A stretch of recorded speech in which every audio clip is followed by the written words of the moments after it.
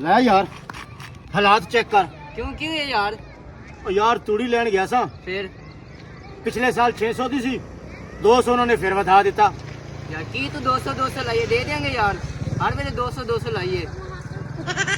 ਯਾਰ ਮੈਂ ਕਦੋਂ ਗਿਆ 200 ਦੇ ਮੈਨੂੰ। ਲੈ ਫਿਰ ਅੱਜ ਕੱਲ ਮਹਿੰਗਾਈ ਚੈੱਕ ਕਰ। ਕਿਉਂ ਕੀ ਹੋਇਆ?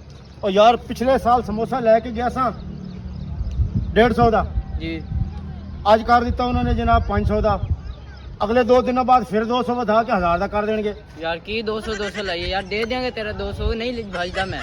ਉਹ ਯਾਰ ਮੈਂ ਕਿਹੜਾ ਮੰਗਿਆ ਯਾਰ, ਕੱਲ ਬੜੀ ਮਾੜੀ ਹੋ ਗਈ। ਕਿਉਂ ਕੀ ਹੋਇਆ? ਉਹ ਯਾਰ ਬਸ ਛੋਟਾ ਜਿਹਾ ਐਕਸੀਡੈਂਟ ਹੋ ਗਿਆ ਸੀ, ਇਹ ਇਸ਼ਾਰਾ ਟੁੱਟ ਗਿਆ, 200 ਦਾ ਨੁਕਸਾਨ ਹੋ ਗਿਆ। ਯਾਰ ਕੀ ਤੂੰ 200 ਲਾਈਏ? ਜਿੱਥੇ ਵੇ 200 ਦੇ ਦੇਂਗੇ ਤੇਰਾ ਨਹੀਂ ਭਜਿਆ ਜਾਂਦਾ ਮੈਂ। ਹਰ ਵੇਲੇ 200। ਮੈਂ ਕਿਹੜਾ ਮੰਗਿਆ ਯਾਰ। ਓ ਯਾਰ ਮੈਂ ਕਦੋਂ ਦੀ ਤੈਨੂੰ ਕਾਲ ਕਰ ਰਿਹਾ, ਕਾਲ ਕਿਉਂ ਨਹੀਂ ਚੱਕ ਰਿਹਾ? ਉਹ ਯਾਰ ਨੰਬਰ ਮੈਂ ਚੇਂਜ ਕਰ ਦਿੱਤਾ, 10 ਨੰਬਰ ਨਵਾਂ ਦੱਸ। 0345 12 200 200 200। ਓ ਯਾਰ ਇਹ ਵੇਖ ਲੈ 200 ਦੇ ਦਿਆਂਗਾ। ਨਹੀਂ ਮੈਂ ਜਾਂਦਾ ਕਿਦਾਂ ਨਹੀਂ ਜਾਂਦਾ, ਤੇਰਾ ਹੀ ਬੇਲੀ ਆ, ਨਹੀਂ ਕਿਦਾਂ ਜਾਂਦਾ ਮੈਂ ਕਿਹੜਾ ਮੰਗਿਆ।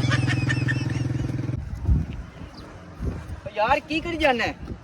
ਉਹ ਯਾਰ ਇਹ ਇੱਟਾਂ ਪਰਾਂ ਸੱਟਣੀਆਂ ਸਨ, ਮਜ਼ਦੂਰ ਨੂੰ ਗੱਲ ਕੀਤੀ ਸੀ, ਮਜ਼ਦੂਰ ਨੇ 200 200 ਦਾ ਨਾਂ ਨਾ ਲਈ। ਇਹ ਫਿਰ 200 ਹੁਣ ਮੈਂ ਤੇਰੇ ਮੂੰਹ ਚ 200 ਦਾ ਨਾਂ ਨਾ ਜੁੜਾ।